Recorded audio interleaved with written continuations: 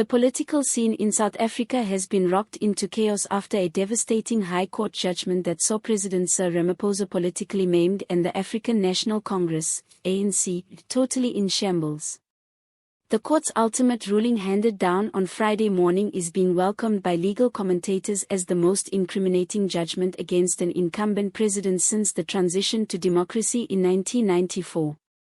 In a landmark ruling, the court held that Ramaphosa had breached key provisions of the constitution, defaulted on his responsibilities to maintain the rule of law, and conducted himself in such a way as to actively erode public trust, especially with regards to the protracted failure farm saga, abuse of state finances, and obstruction of justice.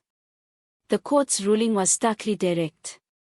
It effectively accused Ramaphosa of not only permitting impropriety to thrive on his watch, but of having employed misleading tactics to protect his own accountability. His conduct, the court said, was deliberate, deceptive, and harmful to the public trust. Perhaps its most dramatic line went further: no one is above the Constitution. President Ramaphosa by his actions and inactions has embarrassed the office of the presidency. The judgment shocked the presidency. Insiders say there had been no anticipation of so severe a judgment, and the reaction within the ANC was instant and haphazard. Demands for the resignation of Ramaphosa rapidly emerged from within the party, with frantic messages pouring in from provincial leaders, NEC members, and Youth and Women's League representatives. The ANC National Executive Committee met in an emergency session that soon deteriorated into shouting, factional walkouts, and increasing polarization. "There is panic, pure panic," one source said. Some demand Ramaphosa be removed right now. Others claim the party can survive another leadership crisis. But of one thing, there can be no doubt. The center has collapsed. This judgment has ignited the ANC's worst internal crisis in more than a decade. The party, already divided between Ramaphosa reformers and the hardline old guard, is now openly fighting itself. 3 top ANC leaders have been reported to have submitted their resignation in protest at the party's slow and dazed reaction. The ANC Youth League issued a statement calling for a special national conference to choose a new leadership, while the Women's League is divided, some supporting Ramaphosa, others pronouncing the party forever stained.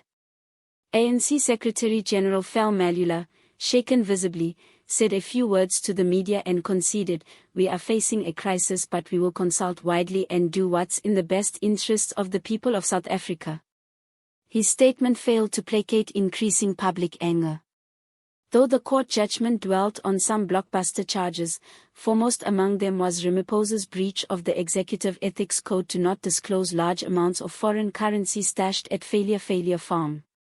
The ruling also referred to interference with law enforcement bodies, allegedly directing major officials to shut down the investigation, and the abuse of presidential authority to escape accountability.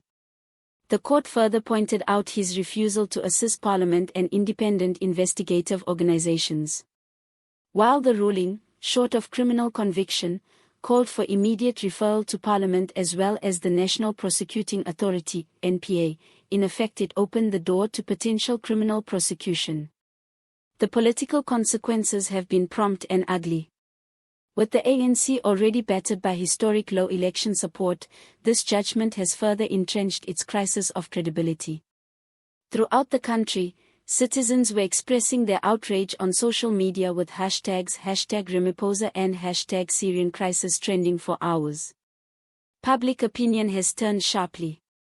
Whereas Ramaphosa was once regarded as the clean-up president, he is now increasingly regarded as being part of the very problem that he vowed to solve. Many are being asked to pose the same pressing question: if not Ramaphosa, then who? Opposition parties did not hesitate to seize the moment.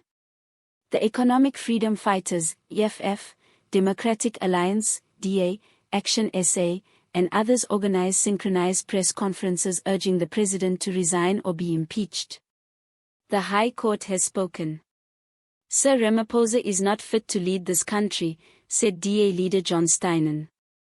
"His resignation before sunset today, or we go to the streets." Julius Malema reiterated the message more harshly: the ANC is crumbling under the pressure of its own corruption. This ruling vindicates us for saying so all along. Ramaphosa is not the answer. He's the problem. At the same time, civil action has started to spread. In a number of provinces, regular South Africans have begun demonstrating on the streets, calling for justice, new elections, and a total change of government.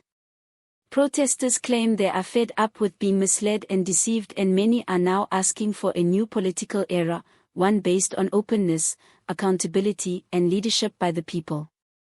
The future for President Ramaphosa is uncertain. Legal analysts caution that although the judgment per se is not a conviction, the referral of the NPA and Parliament may create the platform for a series of events to unfold that would result in impeachment, prosecution, or both. As the ANC further fades into crisis and opposition builds steam, South Africa's political establishment teeters on the precipice.